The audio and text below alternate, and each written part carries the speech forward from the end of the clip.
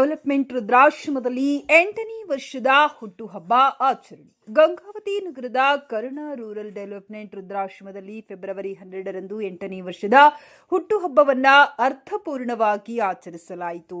ಹುಟ್ಟುಹಬ್ಬದ ಅಂಗವಾಗಿ ರುದ್ರಾಶ್ರಮದಲ್ಲಿರುವ ಹಿರಿಯರಿಗೆ ಅನ್ನಸಂತರ್ಪಣೆ ಮಾಡಿ ಸಾಮಾಜಿಕ ಸೇವೆಯ ಮೂಲಕ ಕಾರ್ಯಕ್ರಮವನ್ನು ನೆರವೇರಿಸಲಾಯಿತು. ಭಾರತೀಯ ಪ್ರಜಾ ಸೇನೆ ಮುಖಂಡರಾದ ಹುಲಗಪ್ಪ ಕೊಜ್ಜಿ ಅವರ ಪುತ್ರ ಪುನೀತ್ ಕೊಜ್ಜಿ ತಮ್ಮ ಹುಟ್ಟುಹಬ್ಬವನ್ನು ವೃದ್ಧರೊಂದಿಗೆ ಆಚರಿಸಿಕೊಂಡು ಮಾನವೀಯ ಮೌಲ್ಯಗಳನ್ನು ಪ್ರತಿಪಾದಿಸಿದರು.